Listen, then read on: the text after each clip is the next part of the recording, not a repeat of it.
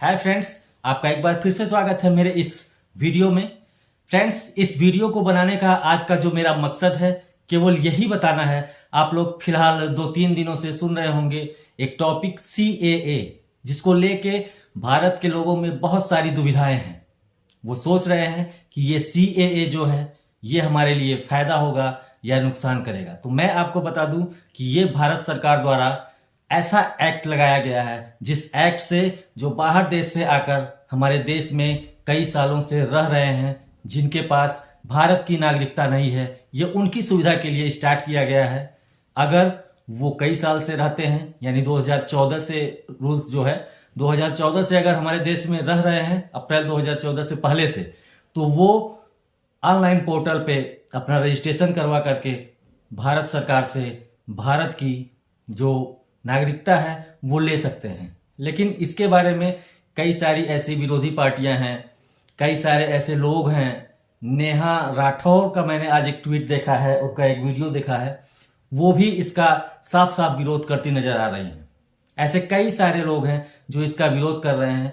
तो ये चीज क्या है? CAA means citizen amendment act, यानी कि ये केवल हमारे देश में जो बाहर के लोग हैं केवल उनको एक तरह से नागरिकता देने के लिए है, ना कि किसी को देश से निकालने के लिए, ना कि देश के किसी भी कम्युनिटी को कोई नुकसान पहुंचाने के लिए। तो मेरे पास जितनी जानकारी है उस जानकारी को लेके आपके सामने मैं हाजिर हुआ हूं, और मुझे आशा है कि इस वीडियो को देखने के बाद आपके दिल से जितने भी डर हैं वो डर निकल जाएंगे। तो चलिए स्टार्ट करते हैं आज का अपना ये टॉपिक CAA, क्या फायदा क्या नुकसान। तो फ्रेंड्स, आप CAA का मतलब थोड़ा बहुत तो समझ ही गए होंगे। इसको हिंदी में हम कह सकते हैं नागरिक संशोधन विधेयक। इसको लागू होने से हिंदू, मुस्लिम या किसी भी कम्युनिटी के ऊपर क्या प्रभाव पड़ेगा, इसी को लेके लोग परेशानी में हैं। हाँ, CAA के जो रूल्स हैं उसमें एक पेज है। पेज क्या है कि पाकिस्तान, बांग्लादेश और अफगानिस्तान से भारत आए मुस्लिमों को नागरिकता नहीं मिलेगी, बल्कि इन 3 देशों से जो गैर मुस्लिम आए हैं, यानी मुस्लिम छोड़ के, यानी हिंदू में कोई भी जाति के हों, उनको यहाँ का नागरिक बनाया जाएगा।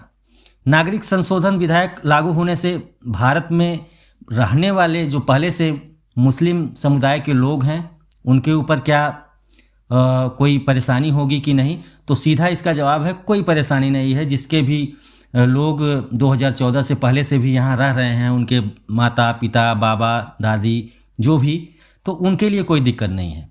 अभी आप जानते हैं कि ये जो CAA ऑप्शन एक्ट आया है, ये दिसंबर 2019 में ही देश की संसद से पारित किया गया था और अब इसे जाकर पूरे देश में लागू किया गया है। लेकिन सवाल यह है कि CAA के लागू होने से भारत के आम आदमी पर क्या असर होगा? क्या CAA की वजह से भारत के किसी हिंदू को किसी तरह की सुविधा मिल जाएगी, या CAA की वजह से भारत के किसी मुस्लिम को कोई खतरा होगा? आखिर ये CAA में ऐसा क्या है जिसकी वजह से मुस्लिम कम्युनिटी के लोग इसका विरोध कर रहे हैं, जो अदर पार्टी के लोग हैं वो इसका विरोध कर रहे हैं? तो क्या इसका विरोध करने के काबिल हम लोग हैं या इसका विरोध करना चाहिए? तो इसके बारे में अगर हम समझ जाते हैं तो शायद हमें इसका विरोध करने की कोई ज़रूरत नहीं पड़ेगी। अगर CAA के असर को एक लाइन में बताया जाए तो भारत में किसी भी धर्म को मानने वाले किसी भी शख्स पर इस CAA का कोई असर नहीं होगा। भारत के हिंदू हों, चाहे मुसलमान हों, सिख हों, ईसाई हों, पारसी हों, जैन हों, बौद्ध हों या फिर कोई और धर्म के लोग हों, उनका इस CAA से कोई लेना देना नहीं है और उनके रोज़मर्रा के जीवन पर इसका कोई असर नहीं होना है। तो सवाल यह है कि फिर असर किस पर होगा? ये असर होगा अपने मुल्क के पड़ोसी देशों, जैसे पाकिस्तान हो गया, बांग्लादेश हो गया, अफगानिस्तान से हो गया। तो यहाँ से जो शरणार्थी आए हैं, अगर 31 दिसंबर 2014 से पहले भारत आए थे, अब उन्हें CAA के जरिए भारत की नागरिकता मिल जाएगी।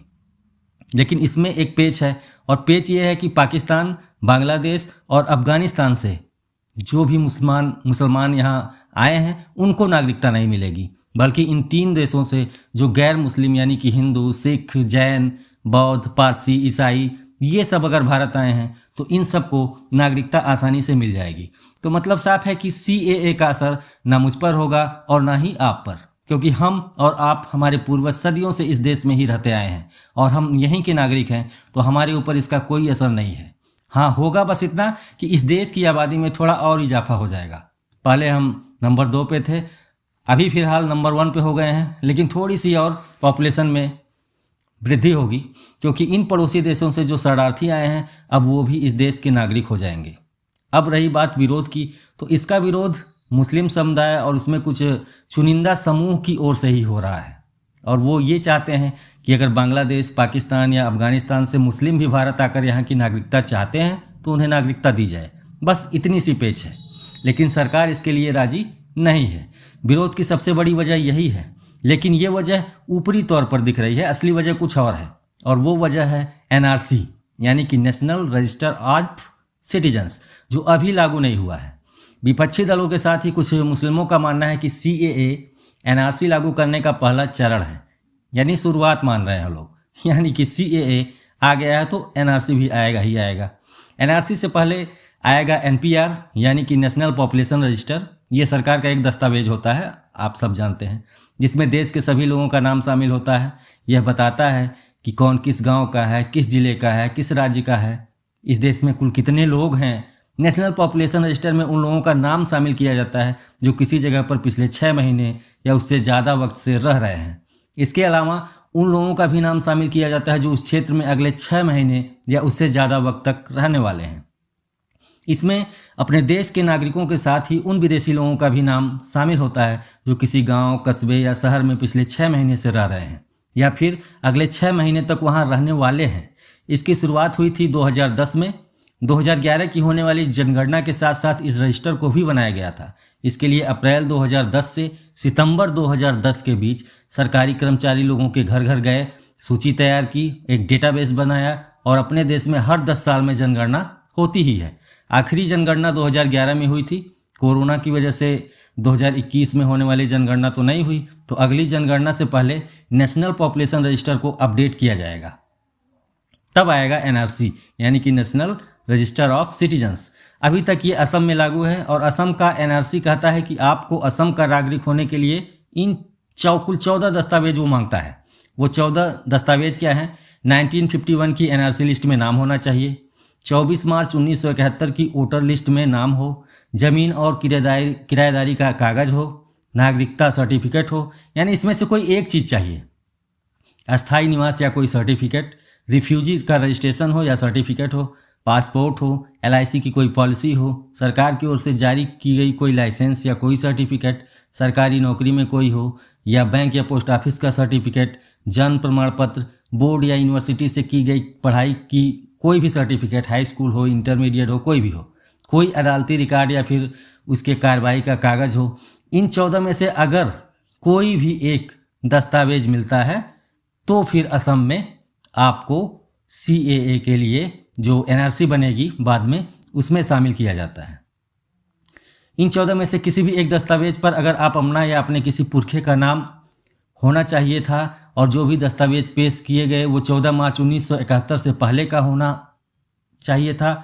अगर इन 14 कागजात में से किसी एक पर भी आपका नाम था तो उसे NRC में शामिल किया जाएगा। लेकिन अगर किसी भी दस्तावेज में पुरखे जैसे पिता, बाबा, दादा या उससे पुरानी पीढ़ी का नाम था और अप्लाई करने वाले का नाम नहीं था, तो उसे कुछ सपोर्टिंग डॉक्यूमेंट जमा करने होंगे। इनकी भी लिस्ट NRC की ऑफिशियल वेबसाइट पर मौजूद है, जैसे बर्थ सर्टिफिकेट हो गया, ज़मीन का कागज़ हो गया, बोर्ड यूनिवर्सिटी का सर्टिफिकेट हो गया, बैंक, LIC, पोस्ट ऑफिस का कोई रिकॉर्ड हो, या शादीशुदा महिला के लिए कोई सर्किल ऑफिसर या GP सेक्रेटरी का सर्टिफिकेट हो, या मतदाता सूची में केवल नाम ही हो, राशन कार्ड में नाम हो, तब भी उन्हें नागरिकता मिल जाएगी। असम में चूंकि 31 अगस्त 2019 को NRC की फाइनल लिस्ट आई थी, इसमें करीब 19 लाख लोगों के नाम शामिल नहीं थे, यानी कि वो अपनी नागरिकता साबित ही नहीं कर पाए, तो उन्हें फॉरेन ट्रिब्यूनल, हाई कोर्ट और सुप्रीम कोर्ट का चक्कर काटना पड़ रहा है ताकि वो अपनी नागरिकता साबित कर पाएँ। अभी इस प्रक्रिया को चलाया जा रहा है, प्रक्रिया पूरी हो जाएगी तो हो सकता है कि कुछ लोग अपनी नागरिकता साबित कर पाएँ, जिनमें हर धर्म के लोग होंगे, चाहे वो मुस्लिम हों, हिंदू हों या किसी भी धर्म के लोग हों। लिहाजा असम के उदाहरण को देखते हुए पूरे देश के मुस्लिम डरे हुए हैं, क्योंकि उन्हें अपनी नागरिकता साबित करनी है। 1600 करोड़ रुपए खर्च करने के बाद भी जब सरकार का असम के 3 करोड़ 29 लाख लोगों का ठीक ठीक वेरिफिकेशन नहीं करवा पाई, तो देश के करीब 140 करोड़ लोगों का वेरिफिकेशन कैसे सही होगा? ये अपने आप में एक बड़ा सवाल है। बाकी ऐसा नहीं है कि दिक्कत सिर्फ और सिर्फ मुस्लिम को ही होगी, जो गैर मुस्लिम हैं उन्हें भी अपने कागज़ पत्र लेकर दफ्तर दफ्तर घूमना पड़ेगा और सरकारी अधिकारियों को बताना पड़ेगा कि आप इसी मुल्क के नागरिक हैं। साबित कर लिया तो ठीक, नहीं कर पाए तो गैर मुस्लिमों की मदद के लिए CAA ही है। जो मुस्लिम हैं उनका क्या होगा ये तय करना सरकार का काम है। बाकी अभी तो NRC की कोई भी चर्चा नहीं है, लेकिन आपको मैं बता दूं कि CAA से हमारे देश के जो भी नागरिक हैं उन्हें डरने की कोई ज़रूरत नहीं है। ये किस लिए है मैंने आपको आगे बता दिया था, तो आशा है कि आपको समझ में आ गया होगा कि CAA से हमारे देश के नागरिक जो यहाँ इनके बाप दादा रह चुके हैं, जो कई सालों से यहाँ रह रहे हैं, उनके लिए कोई खतरा नहीं है। तो अगर आपको वीडियो अच्छी लगी हो तो लाइक और शेयर ज़रूर करिएगा। आगे ऐसे वीडियो और आते रहेंगे, तब तक के लिए आप लोगों से प्यार भरा नमस्कार। Thank you, have a nice day.